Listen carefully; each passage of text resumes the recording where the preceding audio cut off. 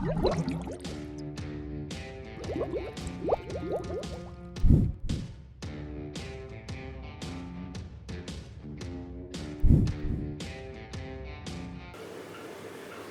selamat hari Minggu adik-adik. Kakak harapkan adik-adik semua dalam keadaan baik, sehat maupun sukacita.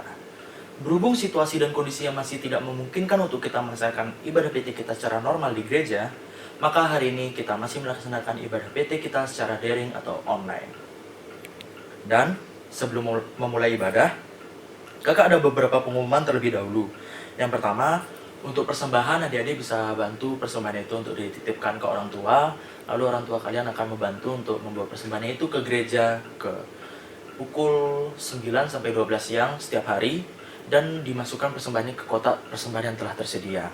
Dan yang kedua, kakak minta bantuannya adik-adik untuk melakukan pengabsenan dengan menulis nama dan kelas kalian di kolom komentar agar kita bisa melakukan pengabsenan. Ditulisnya tuh di kolom komentar ya, bukan di live chat.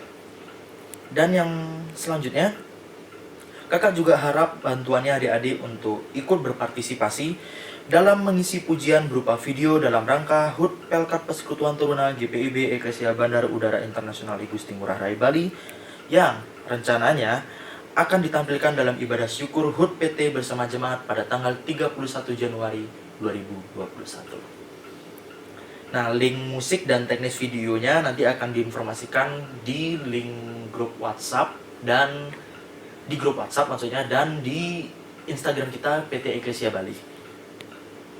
Dan pengumuman yang terakhir, meskipun kita masih melaksanakan ibadah PT ini secara online, kakak harapkan adik-adik semua dapat mengikuti ibadah ini dengan khusyuk.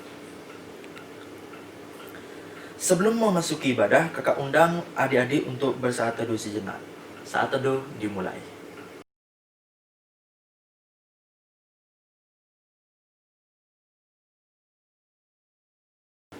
Saat teduh selesai, adik-adik kakak undang untuk berdiri untuk menyanyikan nyanyian pembuka yang terambil dari Gita Bakti 6, Bernyanyilah Orang Percaya.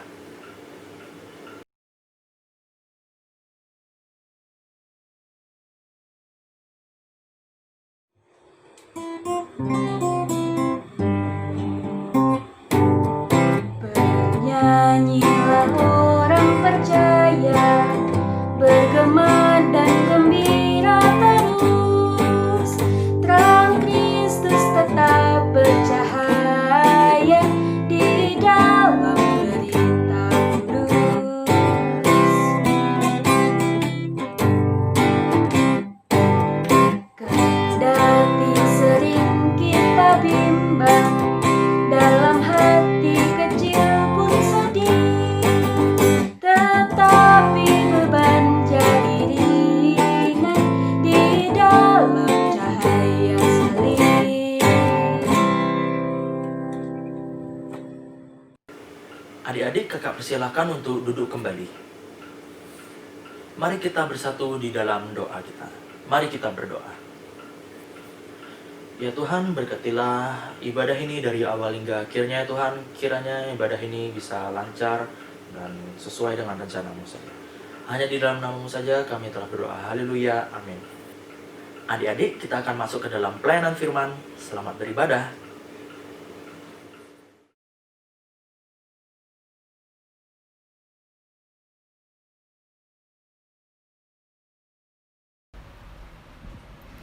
Shalom adik-adik, apa kabar semuanya? Kakak harap semuanya dalam kondisi sehat ya. Nah adik-adik, pada minggu kita kali ini, bacaan akan terambil dari kitab Yohanes. Yohanes pasalnya yang kedua, ayatnya yang pertama sampai dengan yang ke-11. Yohanes pasalnya yang kedua, ayat yang pertama sampai dengan yang ke-11. Sebelum kita memulai pembacaan firman, mari kita berdoa, kita satu di dalam doa. Ya Allah Bapa di surga yang mulia, terima kasih Tuhan Yesus atas segala penyertaan-Mu pada kami hingga saat ini ya Bapa. Tuhan, kami akan mulai untuk merenungkan firman-Mu Tuhan. Kiranya Tuhan boleh diamkan seluruh suara dalam hati kami, sehingga kami boleh mendengarkan firman-Mu, merenungkan dan melakukannya dalam kehidupan kami sehari-hari. Urapi juga hamba-Mu Tuhan yang akan menyampaikan firman-Mu. Kiranya apa yang hamba sampaikan ini boleh seturut dengan kehendak-Mu saja ya Bapa. Terima kasih Tuhan Yesus, hanya di dalam nama Yesus Kristus kami telah berdoa dan mengucap syukur. Haleluya, amin. Baiklah adik-adik, mari kita bangkit berdiri. Kita akan baca firman Tuhan yang terambil dari Yohanes 2 ayat yang pertama sampai dengan ayat yang ke-11. Perkawinan di Kana. Pada hari ketiga ada perkawinan di Kana yang di Galilea, dan ibu Yesus ada di situ. Yesus dan murid-muridnya diundang juga ke perkawinan itu. Ketika mereka kekurangan anggur, ibu Yesus berkata kepadanya, "Mereka kehabisan anggur." Kata Yesus kepadanya, "Mau apakah engkau daripadaku, ibu? Saatku belum tiba." Tetapi ibu Yesus berkata kepada pelayan-pelayan, "Apa yang dikatakan kepadamu, buatlah itu." Di situ ada 6 tempayan yang disediakan untuk pembasuhan menurut adat orang Yahudi. Masing-masing isinya 2-3 buyung. Yesus berkata kepada pelayan-pelayan itu, "Isilah tempayan-tempayan itu penuh dengan air." Dan mereka pun mengisinya sampai penuh. Lalu kata Yesus kepada mereka, "Sekarang cedoklah dan bawalah kepada pemimpin pesta." Lalu mereka pun membawanya. Setelah pemimpin pesta itu mengecap air yang telah menjadi anggur itu, dan ia tidak tahu dari mana datangnya, tetapi pelayan-pelayan yang mencedok air itu mengetahuinya, ia memanggil mempelai laki-laki dan berkata kepadanya, "Setiap orang menghidangkan anggur yang baik dahulu, dan sesudah orang puas minum barulah yang kurang baik. Akan tetapi engkau menyimpan anggur yang baik sampai sekarang." Hal itu dibuat Yesus di Kana yang di Galilea, sebagai yang pertama dari tanda-tandanya, dan dengan itu ia telah menyatakan kemuliaannya dan murid-muridnya percaya kepadanya. Nah, adik-adik, demikian pembacaan firman kita. Adik-adik dipersilahkan untuk duduk kembali. Nah, adik-adik, pembacaan kita kali ini tentang mujizat pertama yang dilakukan Yesus, yaitu mengubah air menjadi anggur. Nah, sebelum kita bahas lebih lanjut, kakak mau tanya dulu nih, adik-adik tahu gak sih gimana sebenarnya proses pembuatan anggur itu? Nah, kalau adik-adik ada yang masih banyak belum tahu, kakak akan intermezzo sedikit. Kakak akan membagikan informasi gimana sih sebenarnya cara untuk membuat anggur itu. Adik-adik bisa lihat video yang ditampilkan di layar. Kita akan saksikan sama-sama. Ini adalah video bagaimana cara membuat anggur itu sendiri. Ya, adik-adik bisa lihat how wine is made. Ya, yang pertama tentu saja akan dilakukan pemanenan dulu ya, pemanen anggur dulu. Nah, setelah pemanenan akan dilakukan penghancuran anggur, yaitu pemisahan daging, kulit, dan biji. Kemudian fermentasi dimulai 6-12 jam ketika ditambahkan ragi. Nah, adik-adik bisa lihat proses berlanjut sampai menghasilkan gula. Nah, air hasil fermentasi akan berubah menjadi alkohol. Proses fermentasi selama 10 hari sampai dengan 1 bulan atau bahkan bisa lebih. Kemudian dilanjutkan dengan proses penjernihan, yaitu pemisahan ragi, tanis, dan protein. Nah, setelah itu adik-adik bisa lihat wine dipindahkan ke oak barrel. Nah, di tempatnya ini dinamakan oak barrel. Nah, disinilah terjadi proses penuaan wine. Nah, setelah proses penuaan wine, tentu saja proses yang terakhir adalah proses pengemasan, atau masukkan wine ke dalam botol, dan kemudian wine siap untuk disajikan. Nah, adik-adik, itu tadi sekilas info mengenai bagaimana sih cara pembuatan anggur itu. Nah, kenapa kakak ingin membahas tentang anggur terlebih dahulu? Jadi sekelas info lagi nih, pada masa itu, di masa tradisi Yahudi, di setiap perkawinan itu anggur itu merupakan suatu hal yang wajib ada, harus ada. Kenapa? Karena anggur di sini pada masa itu anggur itu melambangkan sukacita dan juga kebahagiaan. Nah, tapi di sini tujuan minum anggur itu bukan untuk kemabukan ya, tapi melainkan sebagai lambang untuk sukacita dan bahagia. Nah, kakak akan menjelaskan sedikit kembali cerita yang ada di Alkitab ini. Yang pertama, kita bisa baca bahwa dikisahkan bahwa Yesus dan juga murid-muridnya, juga ibu Yesus, hadir dalam suatu pesta perkawinan di Kana. Nah, di sini ibu Yesus mendengar bahwa anggurnya sudah mulai menipis. Dan akhirnya ibu Yesus atau Bunda Maria ini menyampaikanlah hal itu kepada Yesus. Tapi lihat apa yang dijawab oleh Yesus di ayatnya yang keempat. "Mau apakah engkau daripadaku, ibu? Saatku belum tiba." Nah, di sini Yesus berkata, "Ibu maunya gimana? Ini belum waktunya," gitu. Nah, tapi ternyata Ibu Yesus tetap menyampaikan kepada orang-orang di sana. Dia berkata, apa yang disampaikan oleh Yesus, perbuatlah demikian. Nah, sampai akhirnya di ayat yang ketujuh Yesus pun bertindak. Apa yang dilakukan? Yesus berkata, isilah tempayan-tempayan itu penuh dengan air. Dan kemudian di ayatnya yang ke-8, sekarang cedoklah dan bawalah ke pemimpin pesta. Lalu apa yang terjadi? Di ayat yang ke-9, pemimpin pesta mengecap air itu. Air yang ternyata sudah menjadi anggur. Dan pemimpin pesta mengatakan, setiap orang menghidangkan anggur yang baik dahulu, dan sesudah orang puas minum, barulah yang kurang baik. Akan tetapi engkau menyampaikan anggur yang baik sampai sekarang. Nah, adik-adik, di bacaan kita kali ini terlihat sangat jelas betapa besar kuasa Tuhan. Adik-adik tadi kan udah lihat ya gimana harusnya proses pembuatan anggur atau wine itu yang memakan waktu sangat lama, bisa berbulan-bulan bahkan bertahun-tahun ya, untuk bisa mendapatkan wine yang dikatakan enak atau wine yang dikatakan baik. Nah, di sini kita bisa lihat kuasa Tuhan. Dia mengubah air menjadi anggur hanya dalam sekali cedok. Bayangkan, itu sepersekian detik Yesus bisa mengubah air menjadi anggur. Dan dikatakan di sini juga bukan anggur yang abal-abal, melainkan anggur yang baik. Ya, bisa kita bayangkan bagaimana kuasa Tuhan itu. Seberapa besar kuasa Tuhan, tiada yang mustahil buat Tuhan ya. Dan ini adalah merupakan suatu pertanda, yaitu mujizat yang pertama kali dilakukan oleh Yesus. Nah, adik-adik, dari peristiwa ini tentunya mengajarkan kita banyak hal ya. Yang pertama, yang bisa kita petik dari kisah ini adalah di saat Ibu Yesus mendengar ada masalah, dia datang kepada Yesus. Nah, di sini yang ingin dikatakan adalah setiap kita ada permasalahan, setiap kita ada pergumulan, jangan ragu dan jangan takut untuk datang kepada Yesus. Datang kepada Tuhan, mohon kekuatan. Dan tentu saja Tuhan pasti akan campur tangan dalam hidup kita, betul? Nah, yang kedua, di sini diceritakan bahwa Yesus itu peduli. Yesus peduli kepada mempelai, ya. Bisa dibayangkan gimana pada saat kita menjadi tuan rumah, kita mengundang orang-orang untuk datang ke rumah kita, menyajikan makanan dan minuman, tapi ternyata makanan dan minuman itu kurang. Bisa dibayangkan kan bagaimana kita sebagai tuan rumah pasti akan malu tentunya. Nah, di sini Yesus peduli kepada mempelai dan juga keluarga dan juga kepada orang-orang di sana. Dan akhirnya Yesus pun bertindak. Ya, di ayat yang ke-7 tadi Yesus bertindak dengan mengubah air menjadi anggur. Nah, di sini ingin menekankan lagi kepada kita bahwa Yesus itu peduli sama kita. Yesus tidak pernah diam. Tuhan tidak akan diam di saat kita menghadapi pergumulan, di saat kita menghadapi masalah. Saat kita datang kepada Yesus, Tuhan itu tidak diam. Ya, tapi Tuhan menjawab setiap doa kita, setiap pergumulan kita itu di waktu Tuhan, di waktu yang tepat. Ya, sebagaimana tadi Yesus juga membantu mempelai ini di waktu yang tepat.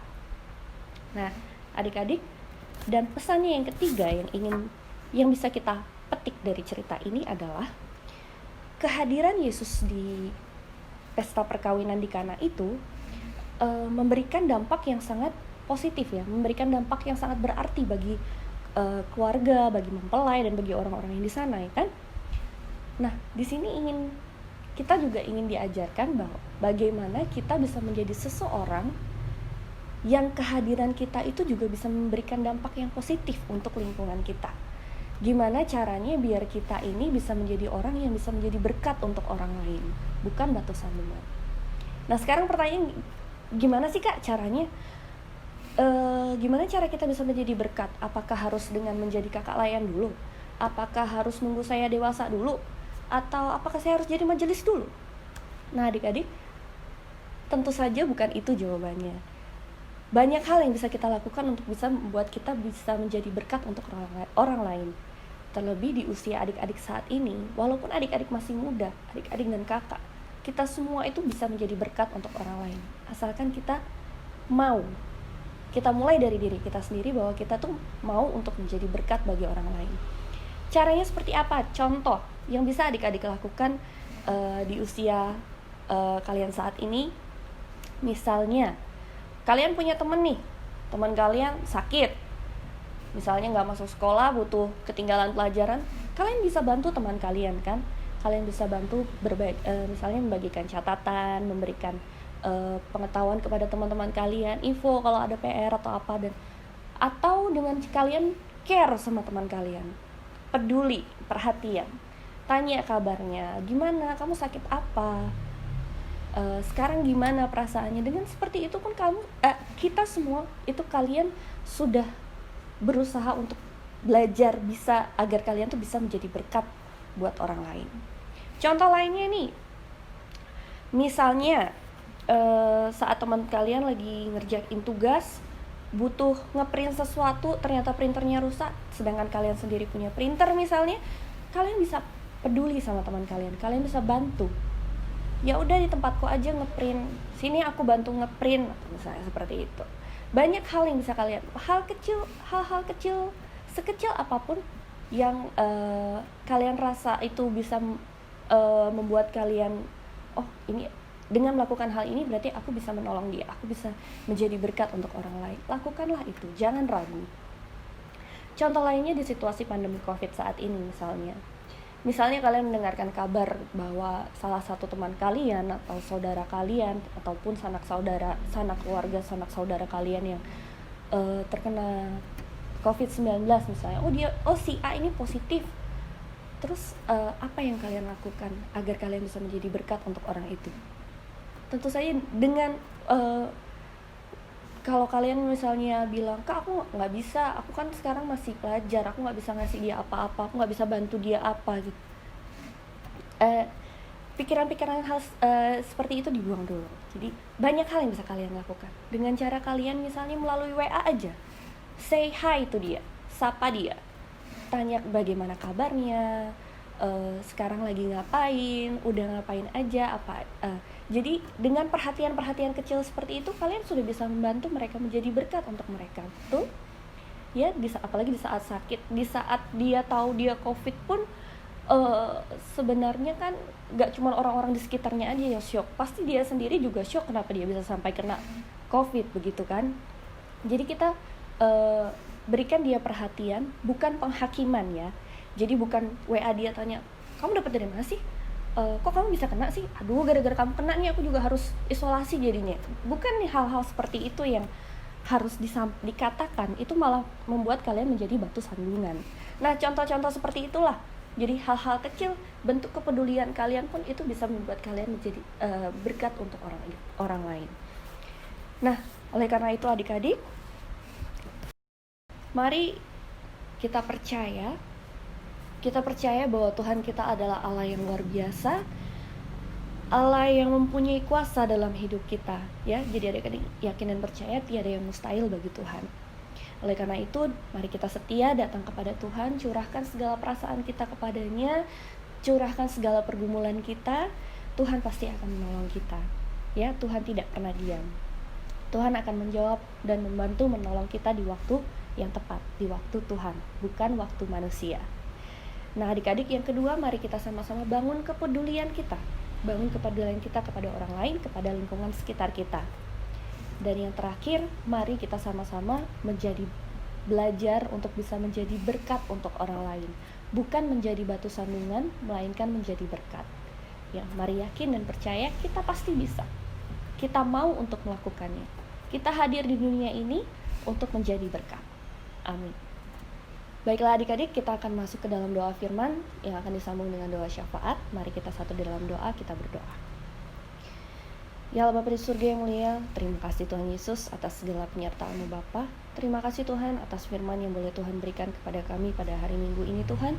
Firman-Mu mengajarkan kami untuk tetap taat dan setia kepadamu Tuhan, untuk senantiasa datang kepadamu mencurahkan setiap pergumulan kami, permasalahan hidup kami hanya ke dalam tangan-Mu Tuhan, karena kami yakin dan percaya Tuhan akan senantiasa menopang kami, menolong kami, dan campur tangan Tuhan selalu ada dalam hidup kami.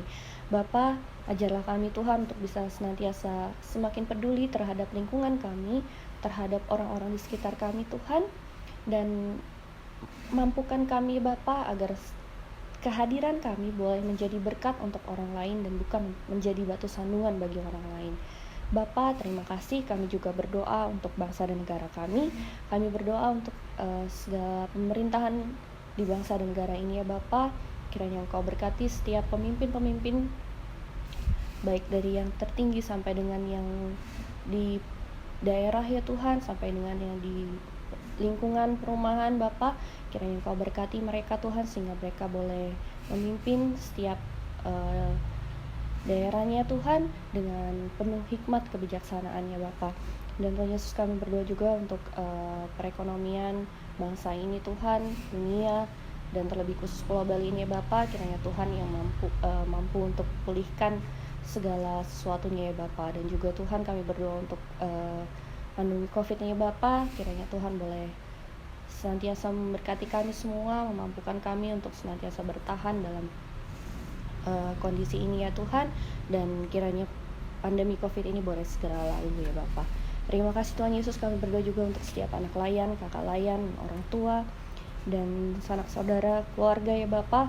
Kami mohon penyertaan Tuhan, kiranya Tuhan senantiasa kuatkan kami dalam iman ya Bapa. Tuhan yang cukupkan kami, Tuhan yang mampukan kami, Tuhan yang memberikan kekuatan dan kesehatan untuk kami selalu. Terima kasih Tuhan Yesus, hanya di dalam nama Yesus Kristus yang telah mengajar kami berdoa. Bapa kami yang di surga, dikuduskanlah namamu, datanglah kerajaanmu, jadilah kehendakmu di bumi seperti di surga. Berikanlah kami pada hari ini makanan kami yang secukupnya, dan ampunilah kami akan kesalahan kami, seperti kami juga mengampuni orang yang bersalah kepada kami. Dan jangan membawa kami ke dalam cobaan, tetapi lepaskanlah kami daripada yang jahat, karena Engkaulah yang punya kerajaan dan kuasa dan kemuliaan sampai selama-lamanya. Amin. Adik-adik, kita akan masuk ke dalam persembahan kita. Nyanyian persembahan kita terambil dari Gita Bakti 81, Allah Sumber Kemurahan.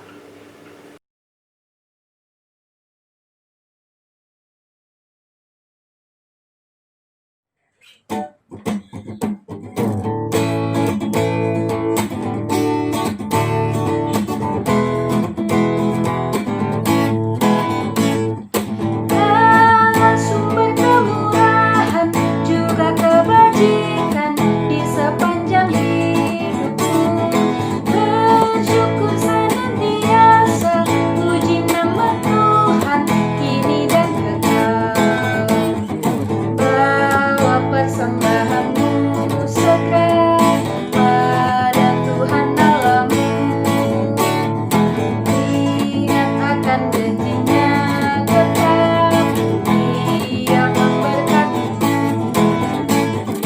Allah sumber kemurahan juga kebajikan di sepanjang hidupku.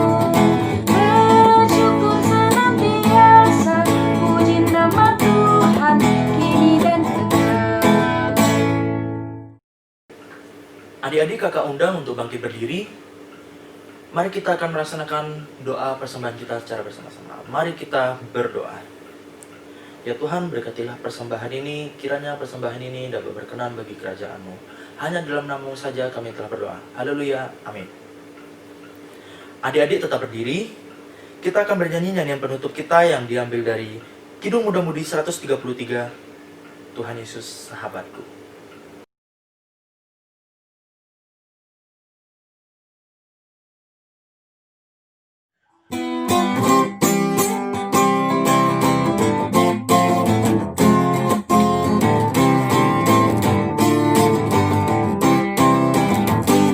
Tuhan Yesus sahabatku, tercinta dan kaya, melebihi segalanya bagiku. Bunga batu paling indah yang tumbuh di lembah, mengampuni menyucikan diriku. Penghibur dalam duka, penolong yang teguh, kepadanya ku serahkan hatiku. Bunga bakung paling indah yang tumbuh di lembah, melebihi segalanya bagiku.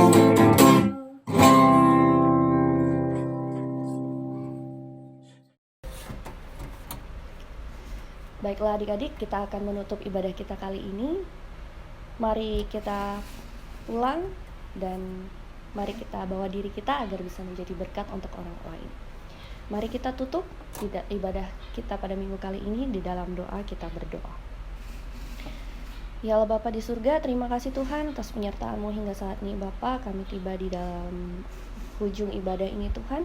Tuhan terima kasih karena Engkau telah menyertai kami dalam ibadah ini.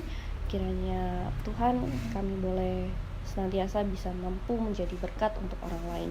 Bapa, kiranya Tuhan juga senantiasa menjaga dan memelihara kami dalam setiap langkah kehidupan kami ya Bapa. Kami serahkan hidup kami hanya ke dalam tangan-Mu saja Tuhan.